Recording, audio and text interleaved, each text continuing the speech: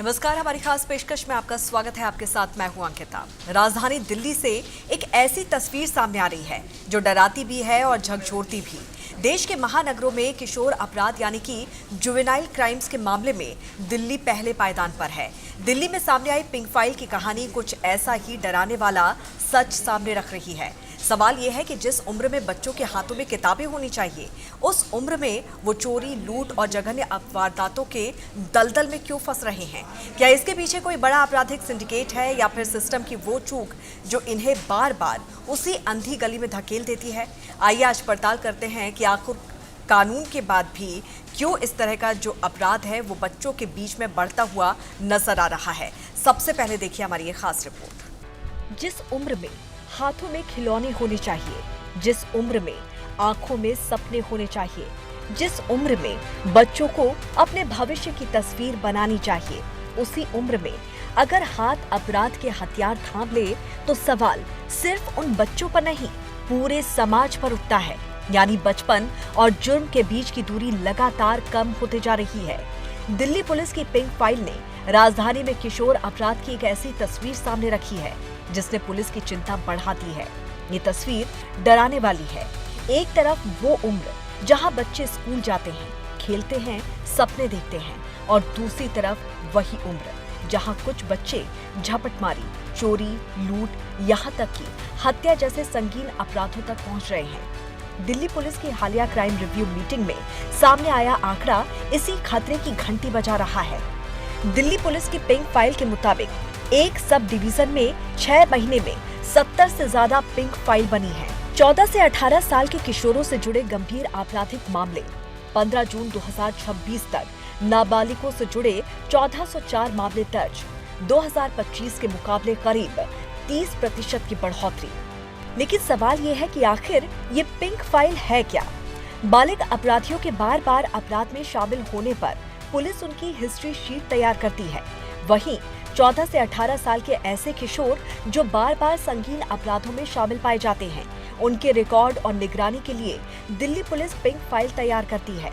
यानी pink file सिर्फ एक फाइल नहीं है, ये उस खतरे का रिकॉर्ड है जिसमें बचपन धीरे धीरे अपराध की तरफ बढ़ रहा है। लेकिन सबसे बड़ा सवाल है, आखिर क्यों? नशे की लत। नशे के लिए बच्चे चोरी, झपटमारी और लूट कर रहे हैं। अपराधी गिरोह पुलिस से बचने के लिए और वारदात को अंजाम देने के लिए नाबालिगों को मोहरा बना रहे हैं। गलत संगत, अपराधी प्रवृत्ति वाले दोस्तों और बड़े अपराधियों के संपर्क में आना, पैसे का लालच, कम समय में ज्यादा पैसे कमाने की चाह, नशे की आसान उपलब्धता, स्कूल कॉलेज के आसपास ड्रग्स की आसान उपलब्धता, परिवार की निगरानी की कमी, बच्चों की गतिविधियों और संगत पर पर्याप्त ध्यान न देना, पढ़ाई में रुचि खत्म होना, शिक्षा से जुड़ाव कमजोर होने पर अपराधी नेटवर्क का प्रभाव, अपराध का ग्लैमर, अपराधियों की चमक दमक और पैसे का आकर्षण, काउंसलिंग और पुनर्वास की कमी, शुरुआती स्तर पर बच्चों को सही मदद न मिलना। इस कहानी में सबसे बड़ा विलन है नशा। नशा, गलत संगत, आसान पैसे का लालच और अपराधी गिरोह का जाल। यही वो रास्ते हैं जो बच्चों को खेल के मैदान से उठाकर जुर्म की गलियों तक ले जा रहे हैं। पुलिस अधिकारियों के मुताबिक नशे की रोज की खुराक जुटाने के लिए कहीं जेब पर हाथ डाला जाता है, कहीं मोबाइल छीना जाता है, कहीं लूट होती है और कभी कभी अपराध की ये भूख हत्या तक पहुंच जाती है। पुलिस के मुताबिक अपराध के संगठित गिरोह भी नाबालिगों का इस्तेमाल कर रहे हैं, क्योंकि कम उम्र पुलिस की नजर से बच निकलने का रास्ता बन जाती है। गिरोह के लिए ये बच्चे मोहरे हैं और उन बच्चों के लिए अपराध एक ऐसा दलदल जिससे निकलना हर दिन मुश्किल हो जाता है। पुलिस की चिंता का एक और बड़ा कारण है ड्रग्स कानून की मौजूदा व्यवस्था। ऐसे में बड़ा सवाल ये है, कैसे थमेगा बाल अपराध? नशे पर रोक, ड्रग्स की सप्लाई और उपलब्धता पूरी तरह से बंद हो, गैंग्स पर कार्रवाई, नाबालिगों का गलत इस्तेमाल करने वाले अपराधियों पर शिकंजा कसे, पुनर्वास व काउंसलिंग, सुधार गृहों में बच्चों को शिक्षा, स्किल ट्रेनिंग और सही मार्गदर्शन मिले, मजबूत निगरानी, जमानत के बाद बच्चे पुराने और आपराधिक माहौल में न लौटे, पारिवारिक सहयोग, कमजोर परिवारों की मदद और निगरानी बढ़ाई जाए ताकि बच्चे उपेक्षित ना हो। बाल अपराध के खिलाफ सबसे बड़ी चुनौती सिर्फ कानून नहीं है, बल्कि अपराध, नशे और गलत संगत के उस पूरे नेटवर्क को तोड़ना है जिसमें एक बच्चा बार बार वापस पहुंच जाता है। पुलिस के मुताबिक कम मात्रा में ड्रग्स मिलने पर कानूनी कार्रवाई अपेक्षाकृत हल्की होती है।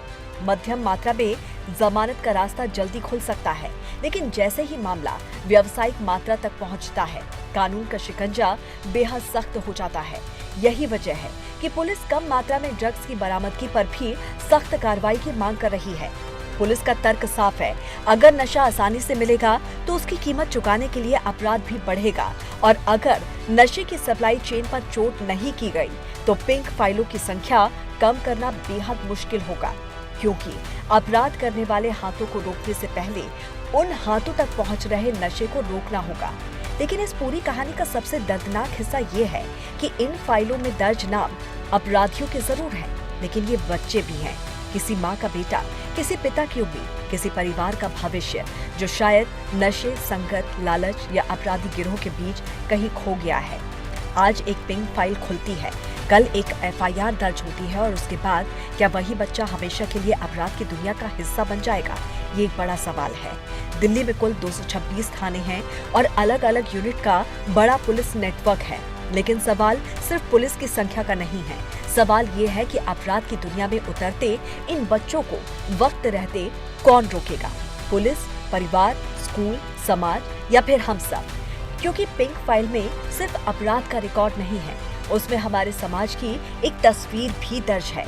एक ऐसा बचपन जो खिलौनों से निकलकर नशे तक पहुंच गया, एक ऐसी उम्र जो किताबों से निकलकर अपराध की फाइलों में दर्ज हो गई, और एक ऐसा सवाल जिसका जवाब आज नहीं दिया गया तो कल शायद पिंक फाइलें और मोटी होंगी और बचपन छोटा।